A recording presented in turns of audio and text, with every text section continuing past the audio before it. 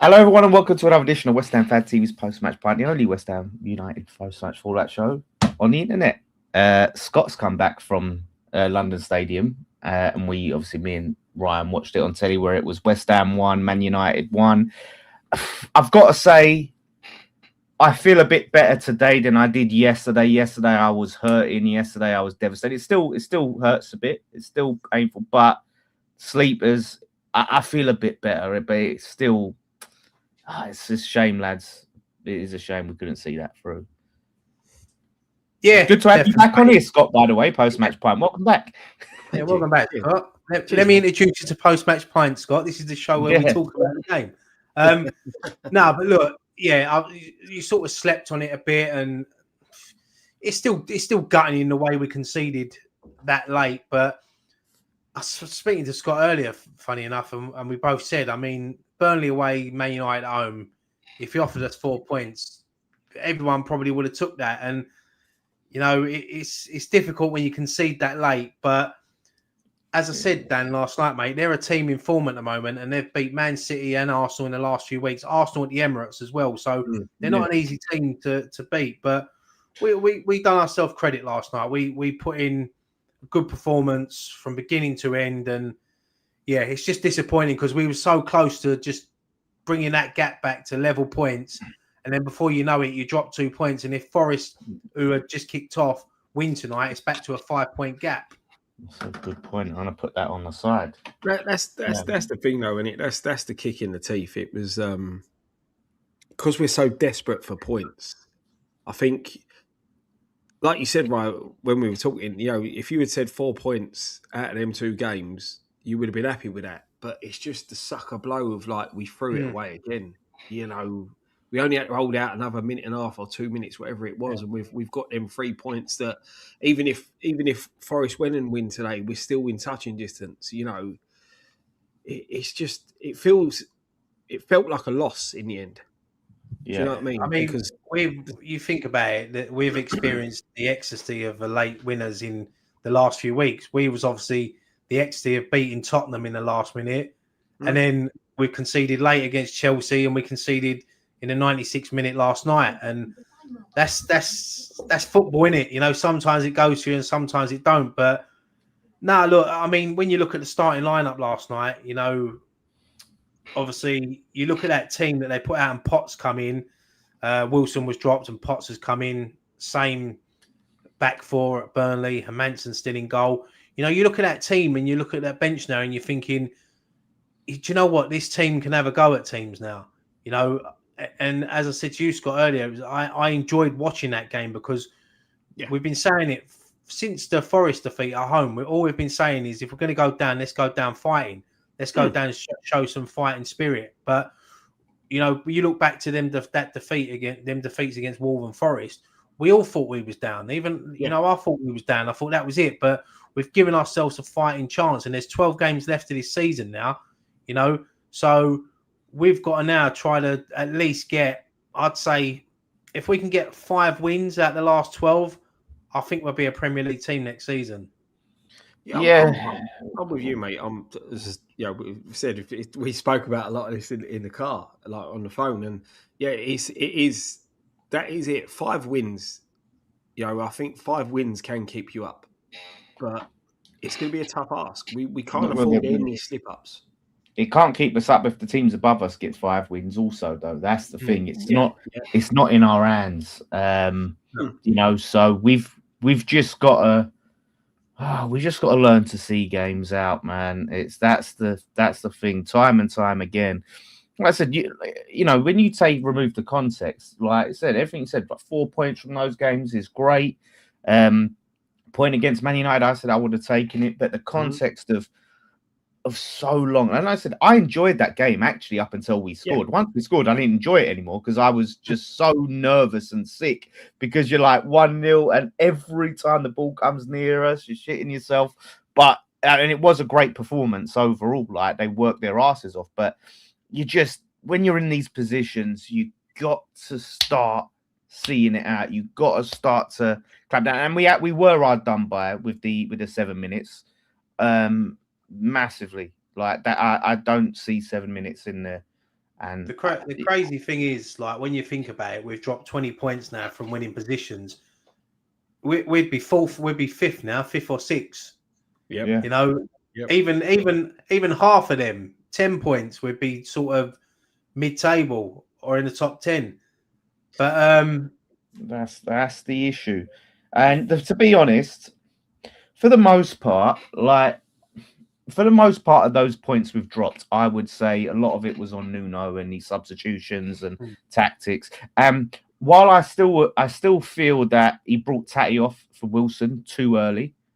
I don't feel like, because I've the reason I feel like that, Scott, is because Tatty, unlike Wilson, was getting involved in a lot of the defensive work. He was pressing when we was pinned back.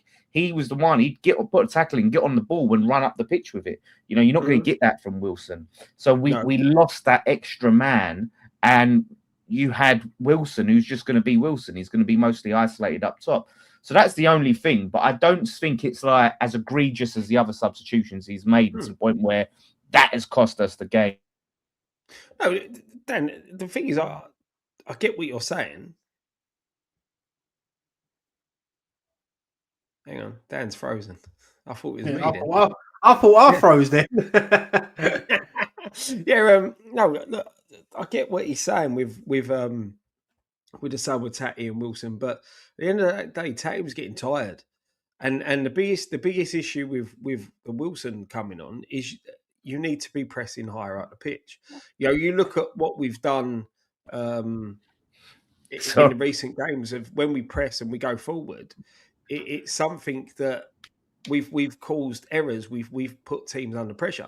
When he brought Wilson on, we were too deep, far too deep, and this is rinse and repeat. You know, and this is what really annoys me, because I don't want to keep berating the manager. You know, I've done it since day dot because I don't rate him, and there's no coincidence that we've improved slightly since we've got another assistant come in who's there trying to let him know, you know, your certain decisions are wrong. But you can't look back and look at the points that we've dropped when we've been in front. Look at last night. Look at Chelsea, the second half performance. Look at Sunderland, the second half performance, where we sit back and we sit deeper and we drop deeper. And then when we start dropping deeper, we lose our threat. You know, over the last few games, our biggest threat has been Somerville. You know, but look at his second half performances when we've been in front. There's no consistency in the performance levels of him because we start sitting deeper and dropping deeper. You know, when you're bringing Wilson on, you can't, you say Wilson's isolated. Wilson's isolated because, again, he's 10, 15, 20 yards in front of everyone else because we're sitting so deep. Yeah, but that's why we shouldn't have brought him on at that time, because if we're going to continue to do that. But there was no need to sit deep, Dan. I agree. We had Man United. We were dominating Man United in the midfield, in my opinion. Right? Yeah. We should have carried on playing higher up the pitch, pressing higher up the pitch. Yeah. But even if we do, Scott, why can't Tatty play more than 60 odd minutes? Like, why at this stage does he have to come off so early? But when he's been so integral to how we play and the press. But that's again on the manager. Unless it's, you know, as we've seen with other football clubs, are they listening to the sports science side of football, going, oh, he can only play this amount of time instead of listening to the players? Or is it just the decisions that he's making? You know, you can't, you know, I think Pablo being missing yesterday because he gives you a lot more energy. Yeah, he was a miss. You know, and this is the thing. You look at what we've done well, and it is that higher press, closing players down. Look at how the goal was conceded. Look at the attack before the goal was conceded, how we backed off and backed off and backed off. No one then pressed the player who was coming out with a ball, and he pings a 30-yard pass over to Fernandes. You know, and this is the problem. There was no need to be dropping off the way we were dropping off. They weren't going to get in behind. You know, again, this is first half, brilliant. You know, Nuno's tactics are starting 11 perfect. But when you then get into that second half, we start retreating, that's where he goes wrong. That's our downfall time and time again, you know, and that's what we have to be careful of because, listen, I take nothing away from us against Burnley, but it's against these tougher opposition that we've got coming out. Bournemouth are a much better team than Burnley, and then we've got next. We got Liverpool, we got Man City, we got Villa. We have to pick up points in these games. We can't just say, "Oh, well, they're too good, so we can't expect to win those games." We have to. There's no choice. I think you're right. I think we're in that situation now where it don't matter who we play, we just have to go for it because we need wins, we need points. So whether we're playing City, Bournemouth, Palace, Liverpool, you got to treat them all the same. I mean, look, going back to the game, I mean, the first half, it wasn't great, was it? I can only remember a couple of chances. Some of who had a chance from the edge of the box, done well to get himself to space. And United had a chance. Luke Shaw and Wan-Bissaka, lucky enough, he was on the line to knee it off the line. But apart from that, I think it showed where there was no added on time, how boring that first half was, really. So all the action was in the second half, and the game needed a goal because you can see that it was sort of two informed teams trying to work each other out. And I said on when we done post-match Pint the other day, if we're going to get anything out of this game, we have to beat them in midfield. And I think we've done well to stop Casemiro and Fernandes playing and finding that space. Manu as well. I think Potts, Fernandes, Souček especially done really well in breaking up the play. 100%. Putting that extra man in worked. Yeah, Fernandes was having to push out wide quite a lot to get the ball and to try and be effective. It's Bruno Fernandes. You mean? Yeah. It was so good from our midfield three, like you said, right? We won that battle, and I said that's I don't know the stats, I don't know anything, but from what I see, we won that battle in that midfield until the last 10, 15 minutes. We dominated them. They were there for the taking. I think if we had actually tried to push a bit more, we would have gone and got the second. We was unlucky with Wilson being offside, but he missed. The big one for me is when Wilson went through, and he had, when you watch back, it's great watching it back. When you're there in the stadium, you notice certain things, but you don't see how much time he had. But he broke, and he's gone down the right, and you see Magassa steaming through the middle, and then Chiore coming up the left. And there was a massive opportunity for him to get his head up and cross the ball for Magassa, who was completely unmarked in the middle of the goal. Yeah. He tried to shoot at the time. Or he just took one touch too many. He didn't get his head up soon enough. I mean, if you watch it again, when he gets into the 18-yard box, he looks up, then he puts his head down again. He takes that extra touch. Yeah. And then by the time he looks up again, the defender's come across, and the defender done well to get back and block it. But if he'd have played that ball first time, Magassa would have just rolled it in and we would have won 2-0. That's disappointing. That is disappointing massively. And I said yesterday, Brian, Magassa I thought was very good when he come on. For a player that was sort of pushed out of the team, and we hadn't seen him even come off the bench, to come in after not playing for weeks and then put in a performance like that off the bench, I thought was very impressive. So it's good to see, because I rate Magassa. I know he had a couple of poor games before he was dropped, but I do think there's a good player in there. He's young, and I think he's going to only improve. So you know what I like about Magassa and Potts as well? They've been dropped, but they haven't, their attitude's been spot on, both of them. They're ready to come on. As you got to remember, they're both young.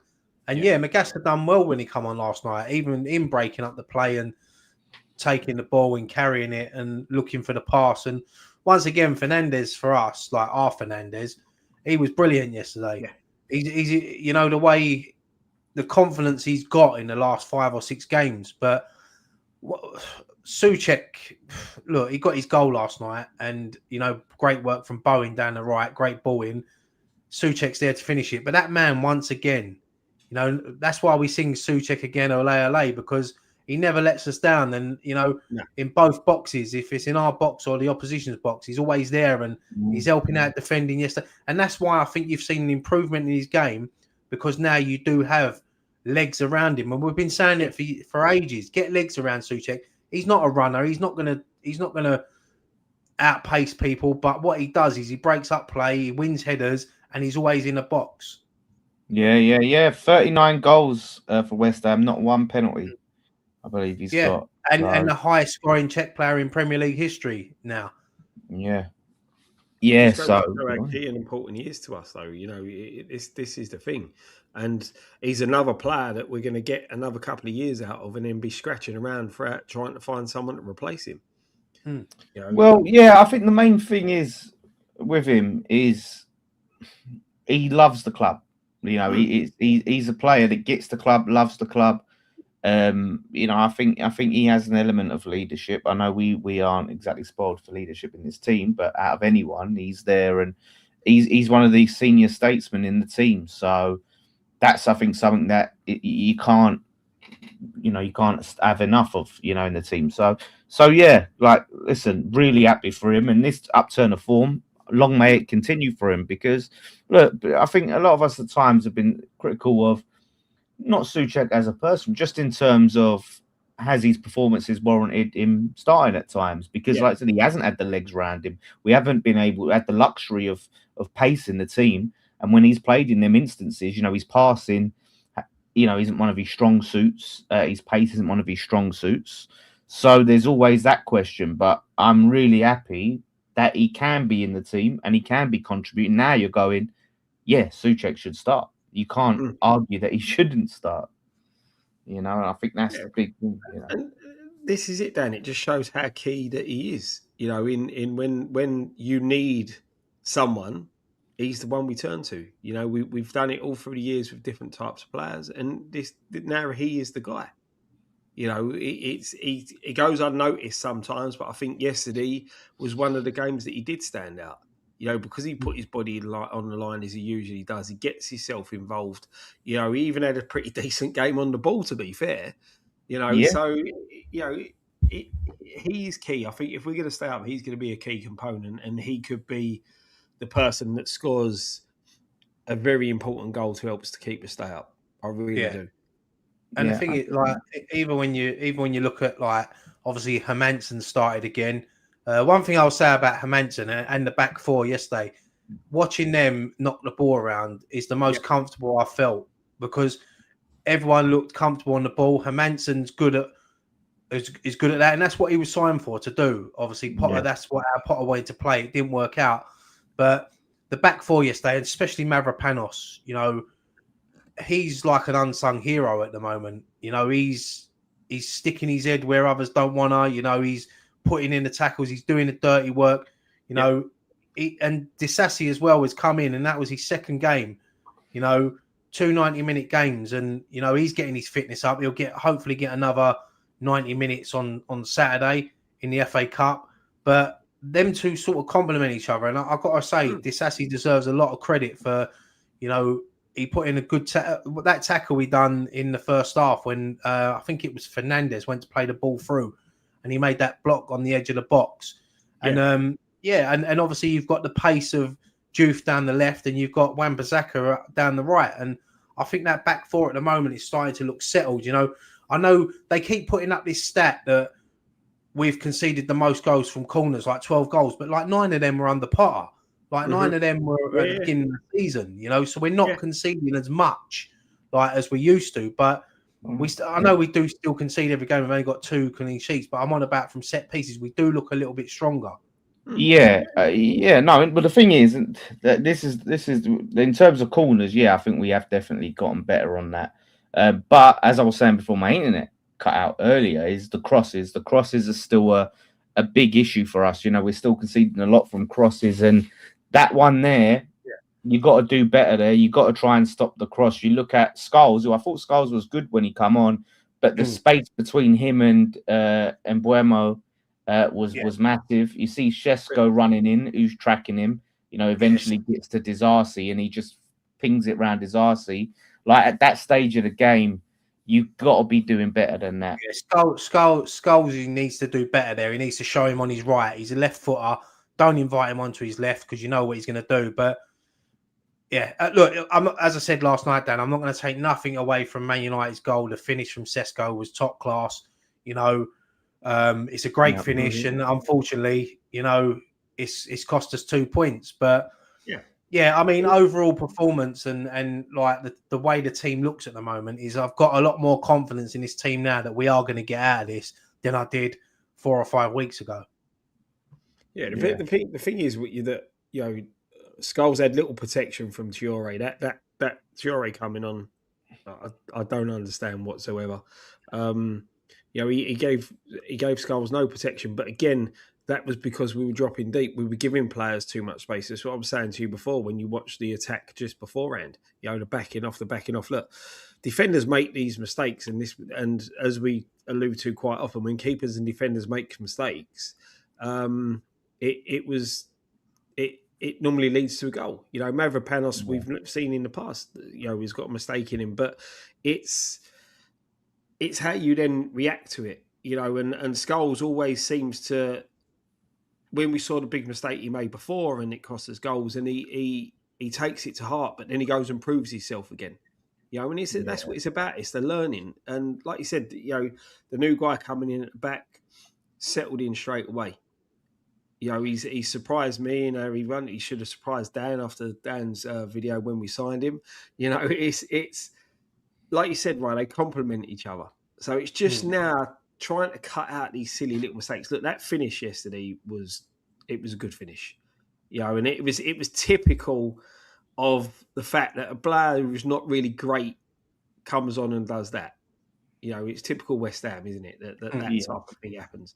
And charity FC, but on the Traore, rubbish, mate.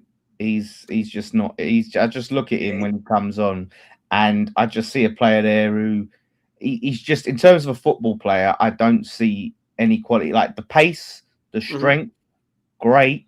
But you've got to be able to do something with it. You've got to put it together. And like you were saying, he's not offering protection defensively. But then when he gets the ball, that's why last night, he had a perfect opportunity to pass it to Skulls when Skulls was wide open. And he holds on to it and waits till Skulls is marked to pass it to him. And he's got two players around him. And it's just he's too bulked up to be a football player. I mean, we thought Antonio was bulked up when he played for us, but he's half the size of Traore. He looks like he can't run. He looks uncomfortable. Look, I'm not saying that. Someone turned around and said yesterday he runs like he's crapped himself. Yeah, he's too big. I mean, look, he's already a cult hero after what he done to Cucurella for us. I mean, that meme's going to live forever.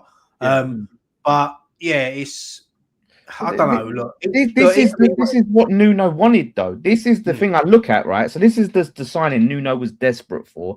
Wanted him at Forest and was desperate to get him at West Ham, right? So I need to see the vision, right? And obviously it's still early doors. He's only come on a sub, but I need to start to see the point where I see, okay, this is what Nuno had in mind. This is the impact he can have for us. Because right now he's come on, he's done nothing except start a fucking brawl against Chelsea, right? Yeah. Obviously, Nuno's probably thinking he's going to sign the Traore that he had at Wolves, which was probably like 3 stone lighter and a lot quicker. But look, how long ago was that? How long ago was that? Exactly. He might be one of these players that he might come up with a goal that might be so important for us this season. We don't know, So I didn't get bringing him on when he did. I think they should have held it off a little bit longer. In fact, I think maybe we should have brought Kilman on just to have that bit more protection at the back and just see out the game at 1-0. I get the reasons why he probably brought him on to sort of on the counter attack, but do you know what? One stat that they put up yesterday, and it shocked me, that we've scored the most goals in the first 15 minutes in the Premier League this season. It goes to bloody show, innit? And when this is the problem though, when we score so early, a lot of the time I'm like, and yesterday I was like, it's too early. Why couldn't we score that goal later? Because we score so early, and then it's like, right, we've got the whole game to try and fucking cling on now. You know what, right? Do you know another thing that I've noticed in the last few games? And I didn't want to say nothing because I know that there's a lot of lovers for him out there, but have you noticed how quick we are at moving the ball since we haven't had Lucas Paqueta? Yeah. You notice the difference, and you look back now, and I'm not saying Paqueta was a bad player, but when you look at his stats for us and that, he wasn't as great as some people make him out to be. But you look at the way we move it now, and we're so much quicker. And I think not having Paqueta in the team is why Somerville is in such a great run of form, because now he's the one we look for to make things happen. And I think we've always had it there, but I think Paqueta was sort of holding him back a little bit. Yeah. Someone was having a pop at me about criticising Paqueta and about what a terrible miss for Forest. But how like, oh, how great he was for us, and you know, he's better than Fernandes. I said Fernandes is hands down a better player than Paqueta in every single way. Look, I don't want to slate Paqueta because look, he's part of history for us with the Conference League team and that. But I just think, and I've noticed it more. I've noticed it more when he's been out of the team. How better we are, you know. And I think that's why Somerville is now playing as well as he is, because he's now our main man. He's the man that they look to get on the ball. Where in previous games and earlier in the season, it was always look for Paqueta. He'll get the ball, and we our midfield now, Fernandes, Souček, even, you know, you notice they don't take 1, 2, 3 touches. It's like one and gone, bang. They're looking to play straight away. They're looking to get outfield. Where Paqueta, you know, if you remember, he gets the ball and then he'll turn and look to go back, and he'll try that little chip over the top, and he's slowed down the play. And I just think that's why we have seen some improvement since he's gone. Yeah. And the thing is, I still love him for that pass in Prague, by the way.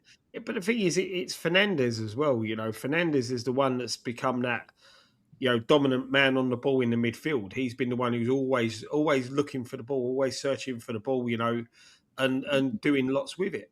And that, I think, is the big point of it, is that it's freed him up a little bit as well. You know, and what he's consistent. That's the thing with Fernandes. He's consistent. Like, you know, for the most part, what kind of performance you're going to get from Fernandes. Like, there's not much variation. It's not going to be like he's brilliant one game and then for 5 games he's anonymous. Like, there's a range of quality you get for Fernandes, and that's what we've needed. And that's the one thing we didn't get from you know who. As good as he could be in moments, and as good as that pass was, and that's what we need: people that can be consistent. Well, that's the thing, mate. When you're up high, you can have players that are a little bit inconsistent when things are going great and stuff like that. But like you said, when the chips are down, you need consistency. You need 7s and 8s out of 10s from players, even if they're not the best players, but they're putting in the effort, and it helps you get. And the thing is, Irons is saying it's because he's played at false 9. He acts as if like Paqueta had been played as false 9 his entire run at West Ham. It was only a bit under Potter he was played there enough this season, and I think a little bit under Nuno. Like, it's not like most of his time was played under false 9. Even wherever he played, he had that good spell. I think apart from that season, obviously he got them goals and assists. We complained about him being on the left, and we're talking too much about Paqueta. But I remember we had that Bowen, Kudus, and Paqueta front three under Moyes. That worked so well. Like, Paqueta on the left, Bowen up top, Kudus on the right, or Kudus, and they would just fucking do that. They would just interchange. But yeah, right now our front three of Bowen, Tatty, and Somerville, or front 4 if you throw Pablo in there. Like, I'm really happy with it, to be honest with you. I think they all complement each other really well. I agree. And look, I know Tatty didn't have any chances last night, but his work rate and his running and his closing down was forcing errors. Like, it forced Maguire into a couple of mistakes. You know, he does a lot of running, and I know people are going to judge him mostly on his goals and what he's scoring, and he has been brought in to score goals, but the way he's freeing up players, and that is another reason why you see Somerville in so much space that he can now. And Bowen as well. And that's why Bowen and Somerville's form has picked up since Tatty's been in the team. What's that now? Is that he's played 6 games for us and we've only lost 1? Yeah. This is the thing. I don't care if Tatty never scores another goal for West Ham, as long as he's in the team and he's playing well enough to facilitate the other players scoring goals. Like, as long as goals are getting scored, and he's in the team and he's not a passenger, he's doing what he's doing. You know, I don't care if he scores or not. Like, as long as we're scoring and West Ham are winning, that's fine. We're not just sitting there and, you know, it's praying that our striker in Tatty scores for us and wins us games because no one else can stick the ball in the back of the net. So I think people focus too much on he has to be the one scoring the goals. If Somerville's banging in goals, great. If Fernandes is chipping in and Bowen's chipping in, and great. You know, and Souček, but I think people focus too much on like, no, he has to be the one scoring the goals or he's out the team. If we're winning with him in the team, then he has to stay in the team. You know, And that's Thing how is, it goes. You can. Sorry, Scott. I just wanted to say quickly. It's like when you go back years ago for England and Liverpool, Heskey and Owen. You know what I mean? Heskey was a grafter, and he used to create most of Owen's chances and goals. Heskey wasn't like a prolific goal scorer, but sometimes you know I know strikers are judged mainly on their goals, but you're right. You know, if he doesn't score another goal a season, but he ends up with his running and creating chances, getting goals for others, then it helps keep us up. Yeah, that's it. We're scoring goals consistently as a team, you know, and I think that's what you want. You know, you can't win games without scoring goals. So when we're scoring, it's just that defensive thing. Yeah, but it's also he occupies defenders. Do you know what I mean? Because he does press, because he does harass the defenders down and things like that. He occupies them, and that's something that we haven't had, especially when we were playing the false nine and things like that. You know, Wilson, we said with his ability, occupies defenders, but now you've got someone that's going to be charging down the goalkeeper, charging down the centre halves, and it puts them on the back foot. You know, because they what you got to remember as well was a lot of these sides in training, they're not going to go long. They're going to try to look to pass it. And when you're pressing high up the pitch and shutting them down, they start to panic. You know, and that's where you force the errors. That's what you've got to consistently do. And now it's a case of, right, well, we've got Tatty that does that. But when Tatty's not there, we need somebody else. Someone else has got to take up that mantle of being able to press the way he presses. Now, if you've got a 30-odd-year-old Wilson who can't do that, then you've got to adjust that, either find someone who can, which is too late to do. Then we've got to adjust the system to help Wilson be able to do that. So, you know, there's a lot there. I wanted to ask you guys though, right? For me, yesterday, Bowen looks very, very tired. Do you know what I mean? He's played a lot of minutes. I said this to Dan last night when we done the reaction. I'd like to see him and Somerville dropped on Saturday for the FA Cup.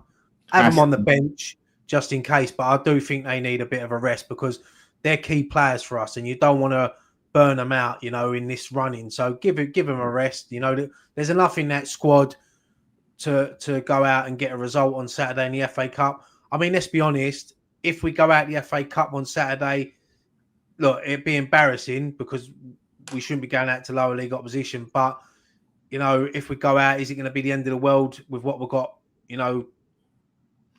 No, it won't be, but I don't want us going out, mate, to be honest. No, nor do I, mate. No. Nor do I. I don't want us going out. Of course I don't. But I think rest Bowen, rest Somerville. Yeah, I'd rather risk going out to rest Bowen and Somerville than playing them just to try and force us to go through. No, exactly. I'll be honest, I don't want to see Bowen even in the squad. I want him completely given like time off and he needs it. Yeah, start the Dharma because he needs the minutes. I'd like to see him there involved. Yeah, just in case. You know, he's a captain. I wouldn't leave him at home. He'd want to be there as well. But yeah, I agree. You know, it's a good opportunity for Disassi to get another 90 minutes. I would actually play Kilman. I would play Kilman in this game because I think this could be a game that helps him get a bit. I don't think I'm ever going to believe that he's a great centre back and he's got this big future at West Ham. But I think he's better than what we've seen, and I think a game against a team like Burn could do his confidence some good. You know what I mean? Say we get a clean sheet, him and Disaster. I agree. And you've also got a couple of youngsters. You've got Kante that maybe could come in and get a game. So it'd be nice to give some of these fringe players a run out just to get give them a bit of match fitness. Well, you look at it in terms of players, right? Say you got Kilman, Areola. If he's not injured, then he has to play because he's just been unceremoniously dropped, right, from the Prem and Manson. So, but you got Skulls left back, Kilman, Disarcy. Then you've got flipping Kyle Walker-Peters right back. That's you know, against Burton, that's a good back line. Then you've got Magassa, I think, has to start off of the back of his game. Magassa and Potts. You've got Traore, he can start. On the left, you could probably put, I don't know, maybe put Fernandez could probably still start, and you could put him there. And I wouldn't start for you. I think because it's Burton and that our under-21s have had competitive matches in the EFL Trophy or whatever it is that they play. You've got to be looking at starting the youngsters. Yeah, but I think you've got to have a little bit of you've got to show Burton a bit of respect as well. Yeah, but you're doing that because you're picking players, like you said. You're going to have. They're all our second string. I think you've got to have a start, like at least one of your better players in there. Like if you put your whole second team, I think that's not respecting them. But I think, it's not about that, Dan. You've got to be looking at Fernandez, Bowen, and Somerville were key. Very, very key. Fernandez is young, and I don't think he in his game he showed any signs of. No, of course not.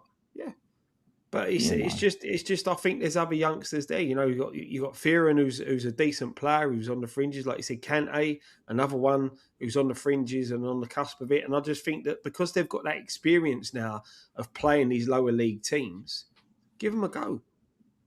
If Pablo's fit, give him a run out. Give him a run out as an out striker to see what he can do. You got the Madrid, the kid we signed. Again, okay, he's one that's potentially signed for the future, and it's a cheap deal, but give him a chance. Yeah, this is the thing. People will say, "Oh, it's only Burton." I'm not saying yours. I say someone in the chat saying it's just Burton. West Ham, we've been here before with these teams. It's never just Burton. It's never just Oxford. It's never just flipping Wimbledon.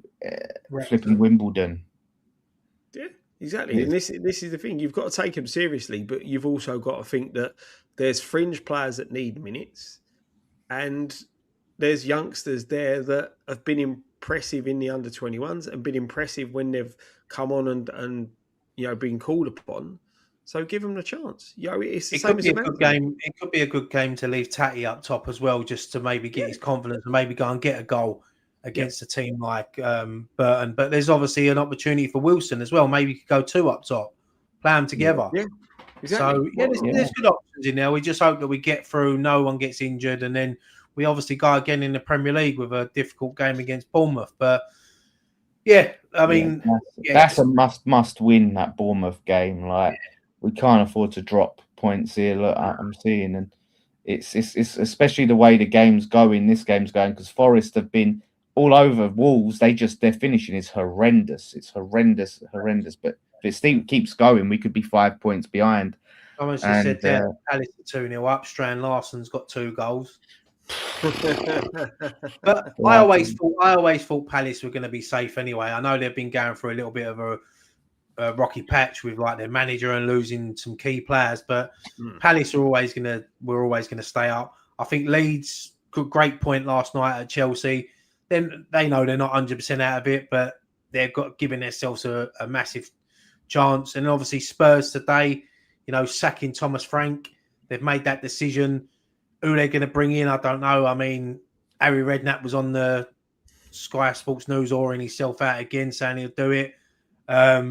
Tim Sherwood was on there saying he'd do it. They're talking about maybe they want to bring in Pochettino. There's no way he's going to leave the America job with a World Cup to come and do Spurs now. And who else was they talking about? Robbie Keane. He's obviously employed by someone. I can't remember what club he's at. He's abroad, isn't he? But look, whoever comes in for Spurs at the moment, I don't think that the new manager bounce gonna, because they're a poor team. They're a very poor team. I was speaking to someone I know who's a season ticket holder of Spurs. He went to the game last night and he said to me, "Do you know what?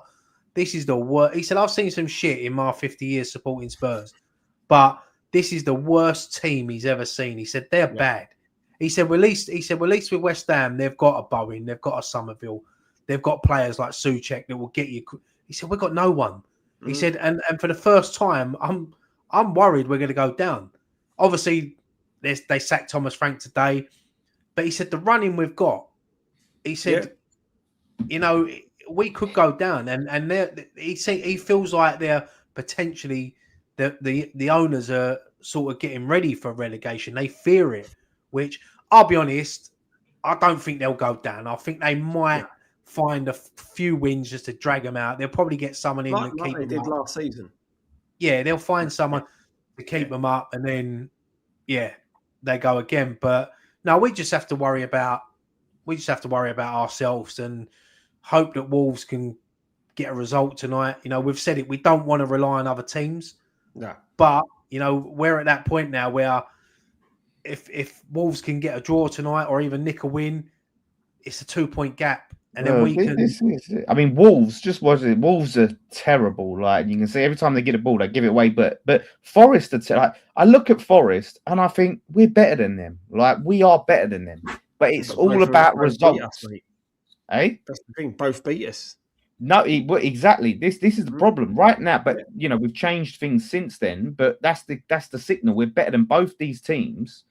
But the problem is it's all about results. It don't matter who the better team is. You can play the better football. You can have all the ball. You can do great things with it. If you can't fucking go over the line, this is it, Dan. When you look at it, we were better than Brighton. Didn't beat Brighton. We were better than Man United. Didn't beat Man United. These are performances in gate. These are 90-minute games where we've been better. Yeah, Chelsea. Well, Chelsea's for large parts of the game we were better. Yeah, but and that's the thing. You've got to look at it. Sometimes on paper we're not, but performance-wise we were better. But we just shit ourselves basically. At times, and that's why we're in the position we're in. We're not a bad team. We just can't seem to get the results that we need. Yeah, the problem is we're not a 90-minute team, are we? No. We just need to learn. If we're not going to see it out, we need to finish off games like Sunderland, for instance. 3-0 up at half time. We could afford to sort of, we shouldn't have, but we could afford to drop off a bit in the second half. We conceded one, but we can't do that against teams like Chelsea. We've got Bournemouth coming up. Remember early in the season, we was 2-0 up at Bournemouth comfortable, and then we end up throwing that away 2-0. Villa this season at home. Villa have been flying. We was beating Villa at home, and we ended up losing it 3-2. So we have to keep going for goals. We have to. Like Nuno has to learn this. We just haven't got it in us to hold on to 1 goal, 2 goal leads. Like we have to keep going.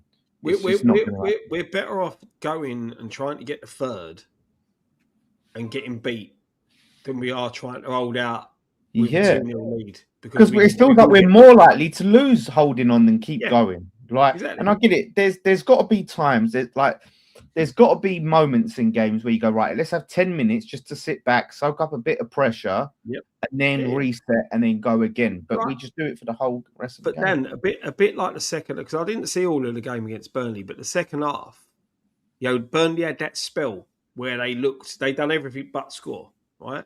Yeah, we second half, they had a 15-20 minute spell where they should have scored. Yeah, but what the great example? I know we didn't win that game. Everton away, right, under Nuno.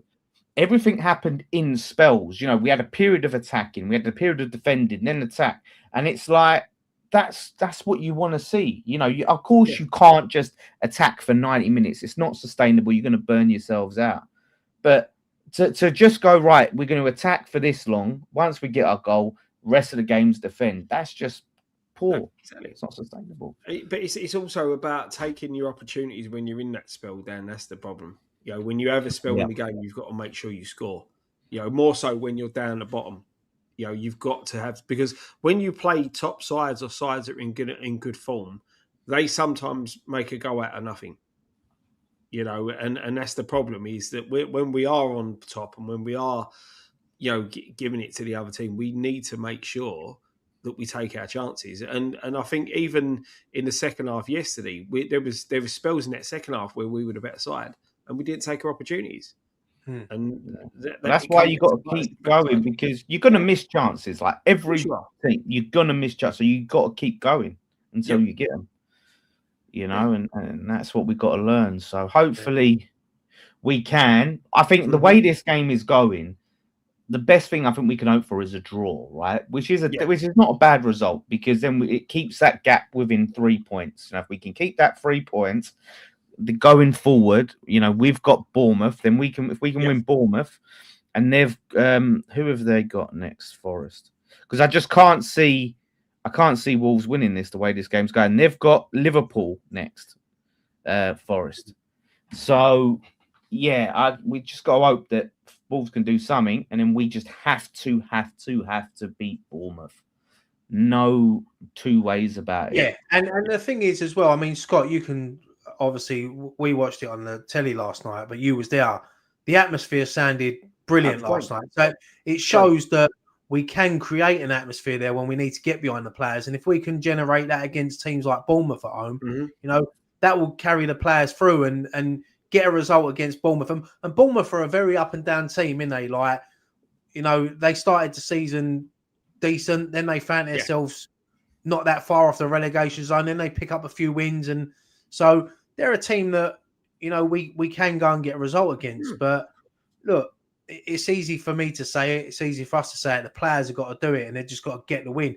You offered me, someone said there that, and we said it earlier, 6 wins out of the last 12. We won 6 all season. Now we're asking us to get 6 in 12. But it can be done. I look at this team now, and I'm confident. If you'd have 4 weeks ago, if you'd have said that to me, I'd have said no chance. But I'm confident I've got confidence in this team now that they can go out and pull off results. And I do think we will get a result somewhere where we're not meant to, i.e. City, Liverpool, Villa. I can see us picking up a result at one of them. Yeah, we have to. And the thing is, watching this team play now, how we're playing, it makes me want to stay up even more, because if we can just stay up and keep the core of this team going into next season and strengthen in key areas like centre back, you know, get another a left winger through, you know, just strengthen some really key areas. Like, imagine we have this and Nuno has a pre-season and the whole team have a pre-season going into next season, what he could possibly do. Like, you know, it's we either have that possibility, or if we go down, the team gets ripped apart and we start from scratch. You know, it's so huge. I really want to see what this team could do with a pre-season and extra players in the league, you know. That's it. And the thing is, as well, the youngsters that we've got coming through will be more seasoned. Yeah. You know, and that's how you got to look at you. You've got, there's a decent core now of players at the club that you can build a team around.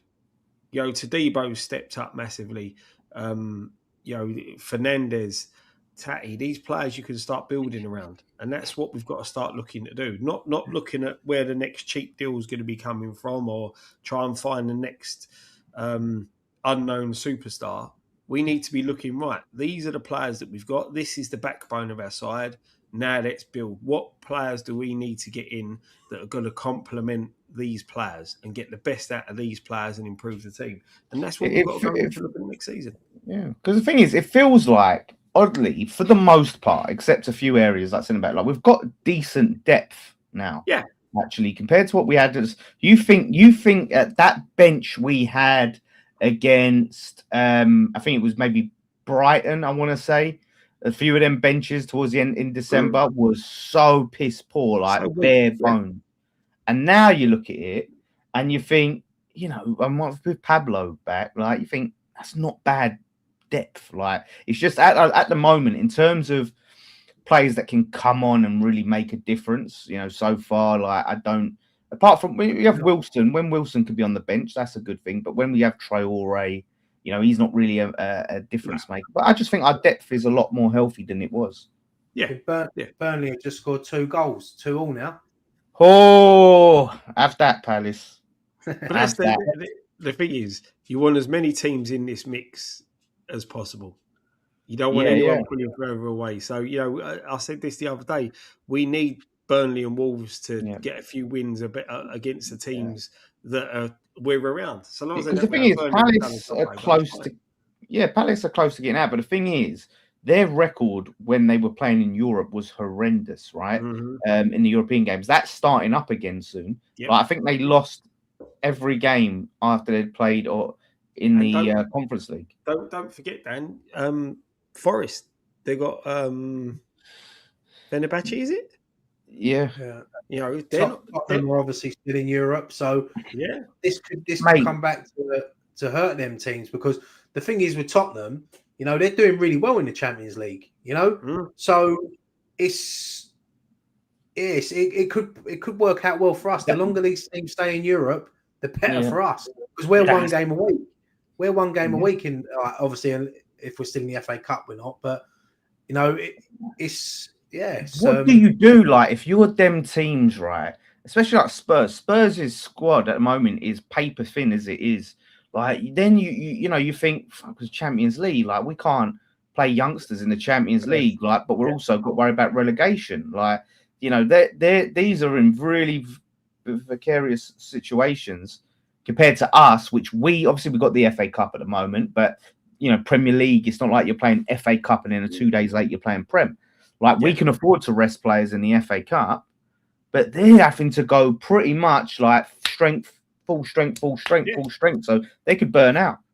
Good, beautiful to see. And that's the thing with the team like Spurs, the injuries they've got. I hope they get to the final. Yeah. Do you know what? Like I was saying to Jace, like, how Spursy would it be for them to be the first team to win the Champions League and get relegated? Like, they finally, we won it. Oh shit, we've gone down. You know what though? To be fair, I think a lot of teams would take that. I would take that. I'd go League One and imagine that Champions League, mate. But they could get to the final, right? Spurs it up, like be winning 2-0, lose 3-2, and get relegated. Like, Burnley 3-2. Fucking hell. 3-2 Burnley's just come up with goal alert. Wow. I bet they're loving Scott Parker now. They weren't loving him on Saturday. Yeah. Do you know what? It's good because I think like they're well out of it anyway, Burnley. I think they're down Burnley. So I'm not having to worry about Burnley winning. Like, I want Burnley to win this game. Yeah. That's brilliant.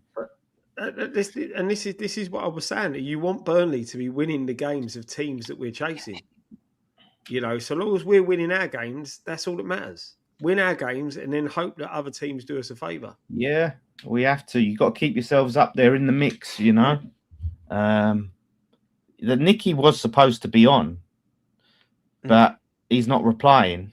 Yeah, so because he had this bloody thing he tweeted out, didn't he? And said, we've had a response.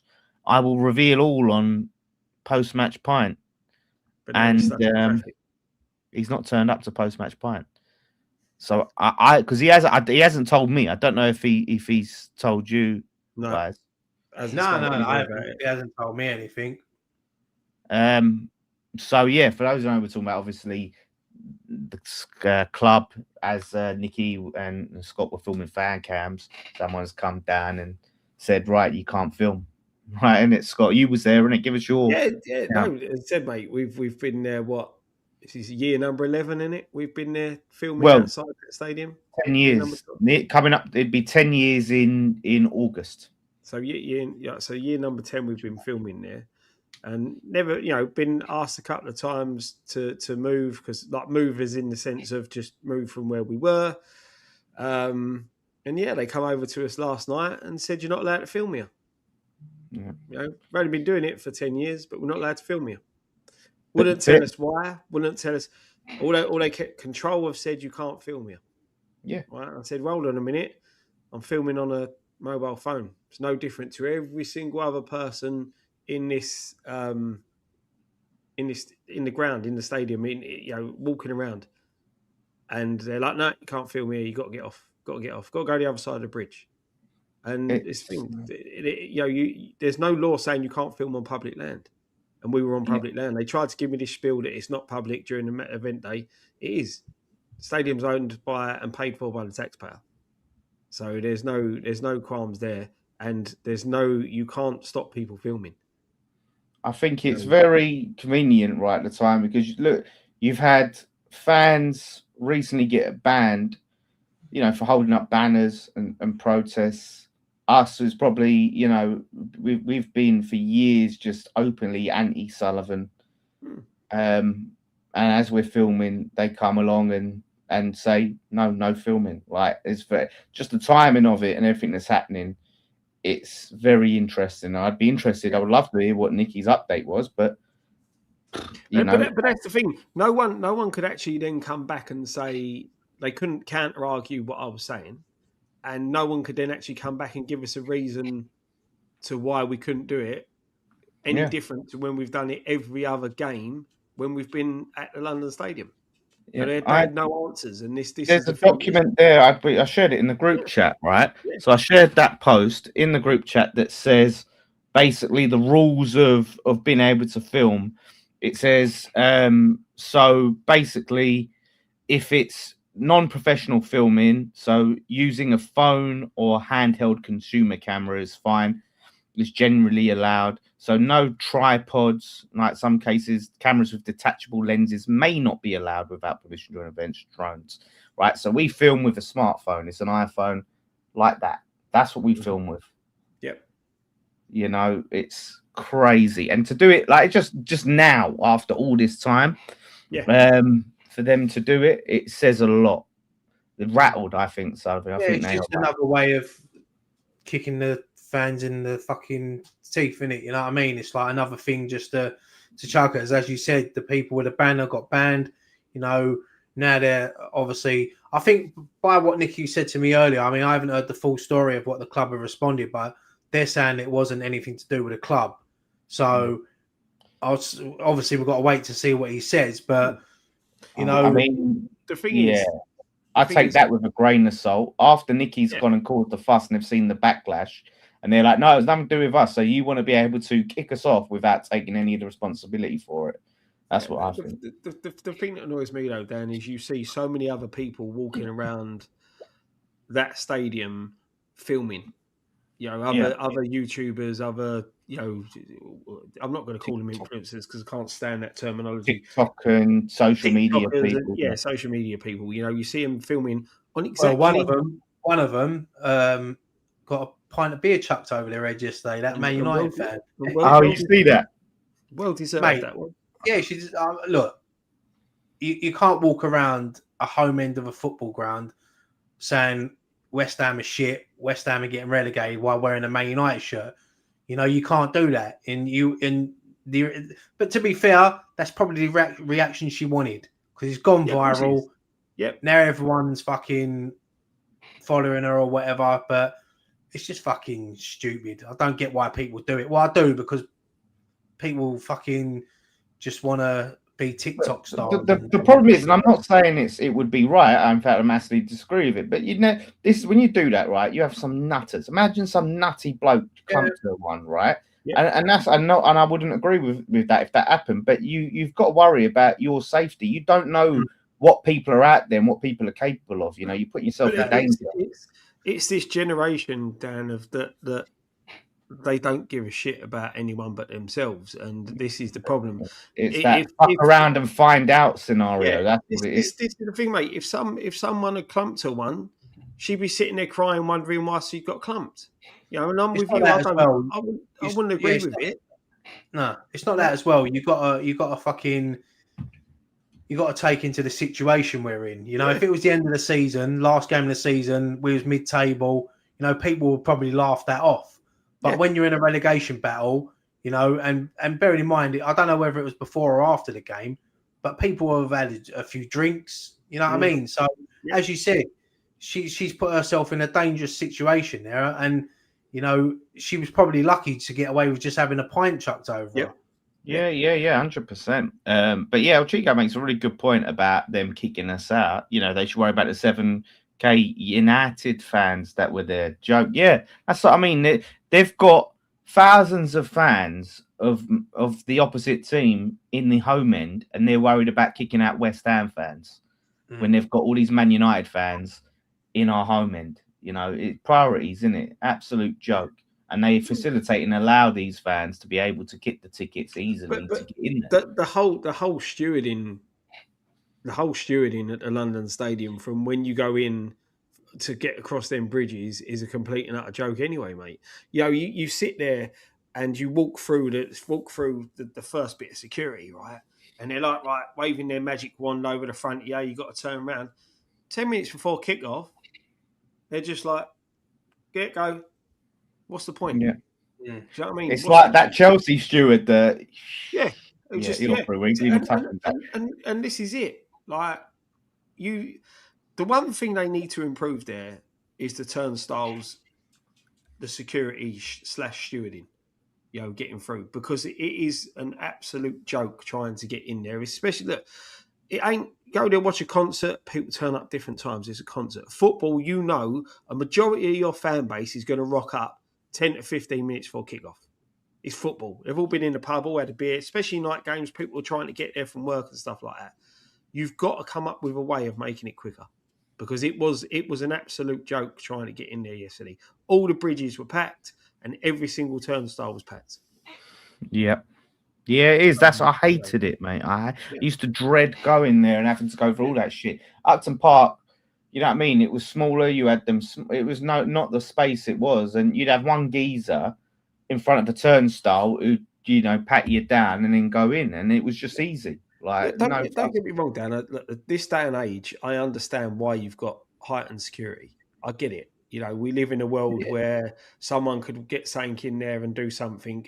But it's not. Do you think that's heightened security, Scott? Because I don't. When they have that wand that I think does fuck all, and if it beeps, they're not doing anything. If I wanted to, I could easily sneak a weapon in there. Like, I would have been able to do it 10 times. I've snuck alcohol in there. Like, you could, if you wanted to, you could sneak anything in there if you knew where to. So long as they're more concerned, you can't take a bottle lid in with you. Oh yeah, you can't take a lid. No lids, right? Yes. They will find that lid and they will take that lid, right? But knives, you know what I mean? Flipping bombs. I'm sure. I remember once when me and Nicky went, and I'm sure that he got his bag through, and then I think he had a screwdriver or something in there. Like, he didn't mean to take it. I think it was just in his bag, but when he looked down, he had a screwdriver in there, and I'm like, so you've just literally gone through security, and none of them have picked that up. Like, that's what I mean. So it's heightened. It's all for show. It's the idea of hopefully it deters people from trying to sneak things in and have that. But that's what I said, mate. There's ways and things. There's modern technology that you can set up in their marches that you can see what people have got on when they walk through. It will help speed everything up, and that's the key thing. That's it. You want to improve a match day, improve that. That's one. Is Dan froze again, or is he just really concentrating on the telly? No, he's froze again. He keeps doing this. But I get that, mate. But yeah, it's what. As I said earlier, mate, we're giving ourselves some sort of fighting chance this season, and let's hope that results go our way tonight. Let's hope that Wolves can pull out a result, and then it's a 2-point gap instead of a 5-point gap. So the thing is, it's going to be an exciting end to the season for the title race, the Champions League positions, and the relegation battle. Unfortunately, I wish we was in the Champions League racing, but we're not. We're in a relegation battle. But that's it.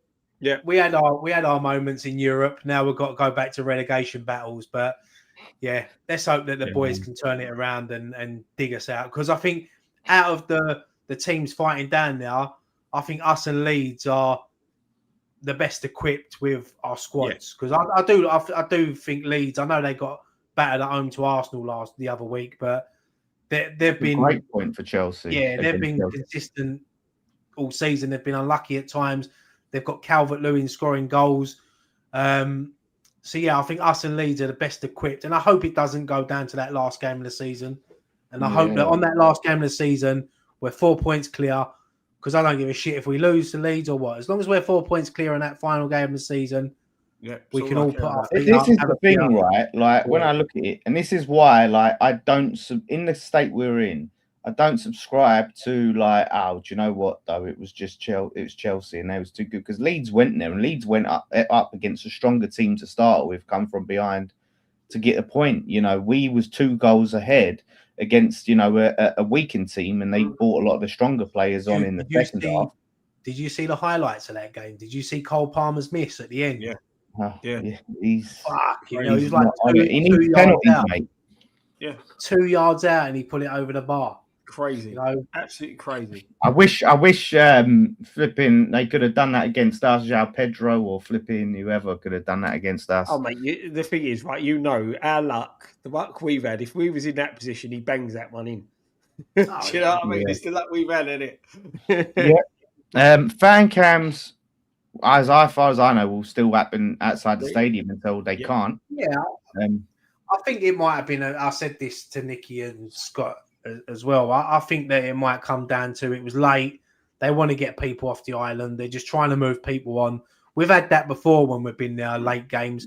But they've never said you can't film. They've always said like, "Oh, sorry, pack," and we've always took it well. But to say you can't film, you're not allowed to. That's the one thing where I question that. If they'd have said, "We're trying to clear up, lads, can you move on?" I think there would be no controversy. Be like, fair enough. But to say you can't film, like you're not allowed, that's where I question it. You know. And we'll see what Nicky's serious update is now. I know he said he was going to reveal it on here, and now we're going to have to. He'll probably do a video himself, won't he? But the thing that done me though, Dan, is that they don't even wait for you to finish the interview. I know.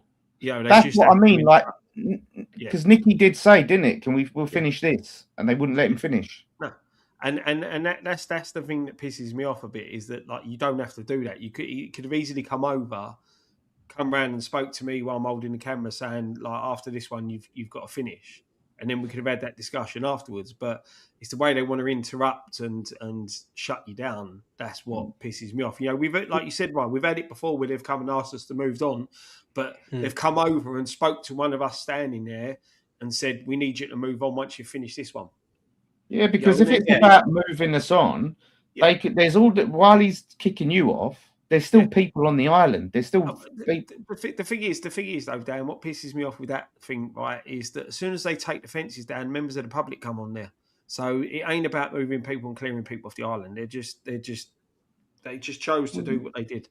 So let's see what Nicky says. It'd be interesting for the Bournemouth game to see if there's anyone standing there waiting for Nicky to come over and that. So we'll keep the Burton game first. We'll keep. I mean, they'll keep going there until they're kicked off, and that's the thing. Like we ended up costing us a few people coming on. You know, we didn't get as many fan cams because of that. Because we was in a new. People see us, they know where we are. It's a foot traffic, so we've lost out on a few people coming on that you might not have seen. You know. That's it. So but listen. Ultimately, when it comes to yesterday, just disappointing ending, but very positive performance. A lot of positives in the performance, and just now every game is cup final, Champions League final. You know, massive must win. So we get Burton. Hopefully, like I said, the other team can have a run out. Get a little win on that. Keep this momentum going. Like keep it going, and then on to Bournemouth. I liked just quick. I liked Michael Carrick's interview after the game as well. He was very complimentary of us. Obviously, he's got a lot of love for the club. You know, he said that now that obviously we don't have to play him again. He said, "I want West Ham to stay up."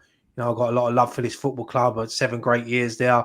So I do wish Michael Carrick well. I think he's going to go on to be a really good manager. Might not be with Man United, but I think he's got a big future in the game. It's just maybe West Ham United one day. The thing is, the way he is as a manager was just the way as he is as a player, calm. You know, so I wish him. I obviously wish him well, and maybe one day it could be a West Ham manager, future West Ham manager. Yeah, he was. I mean, he was linked with us before Nuno come in, and there was a little bit of like, you know, his experiences, but he's done so well. He's gotten playing great football, scoring goals, attacking. Like he's done well. The thing I like about him, mate, is he turned around, he come out and said, and when like he's won them 4 games on the spin, and they're like, oh yeah, well, you know, maybe they should give you the manager's job full time, and he went, they'd be mad to do that. Yeah, you know, because they've done it before, and that's what he said. He's just there till the end of the season and assess it there, and he's, you know, he doesn't hype himself up. He ain't a big ego, like you said, right? He's just calm and composed as he was as a player, and you know, he seems to do well, and good luck to him. You know, I don't always like seeing Man United do well, but good luck to him. No, listen, like I said, I think if he continues in this form, they have to give him the job. Like, to be honest with you, and like I said, just hopefully Nuno ends up being the man for us. Dan, you're watching it live. Are Wolves winning? Because there's a lot of people saying Wolves are winning. Wolves. Yeah, they're not. I've got it on here. Like they've got the ball, they're passing it around, but they can't quite penetrate. Oh, hang on. No, it's gone out for a corner. Yeah, I don't know what people are talking about. It's a corner. Let's see if they score from this corner. because I mean, since people have been saying that, it's 0-0. Yeah, that's 0-0. Yeah, I just looked on the thing. I have to deal with this in the watch along. I don't want to deal with it on post-match pint as well. The fake scores, like, don't. Got me all that. You know, do that. That's why I don't believe anyone that puts a score in. I dismiss it. But let's say if they score this corner, then I'll forgive you all. They've got a corner now. 19 attempts Forest have had to Wolves' 3. Whipped in. No, it's shit corner. I'll tell you what, just before we go as well, I mean, I know we spoke about the relegation battle and I mentioned the title race. City winning tonight. They're 3 points behind Arsenal now. And Arsenal got to go to Brentford tomorrow, which is going to be difficult. You know, will the pressure get to Arsenal? Yeah. I don't know. Like, do you know what? If Arsenal win tomorrow, see, last season this would have been a team that they slipped up against, like they did with us and Fulham, and when they looked. But Arsenal are different this season, so it'd be interesting. The thing is, Man City, like us, they're in a situation like us where they've just got to keep winning their games, and they got to play. They play each other in a few weeks, don't they? So that'd be a massive game. Yeah, massive game. I have a chance. So yeah, I wish we. You know what? I wish we was mid-table and we can just enjoy it. I know. Because I'd imagine, like, for the neutral, this has got to be like the most exciting relegation battle to because usually in the Premier League, when you get to like March, you sort of know who's going down. You know who's going to win the league. Like Liverpool last year walked away with the league, run away with it. But this season, it's literally so tight at like both ends, and it's going to be interesting for, as you said, for the neutrals. It's lovely to watch, but for teams involved, it's not. Believe me, we can all say we ain't enjoying it. Yeah, 100%. Exactly. But yeah, by the way, everyone, don't forget, check out OK Jerseys or Mirrored. OK Jerseys, scan the QR code or check the website out.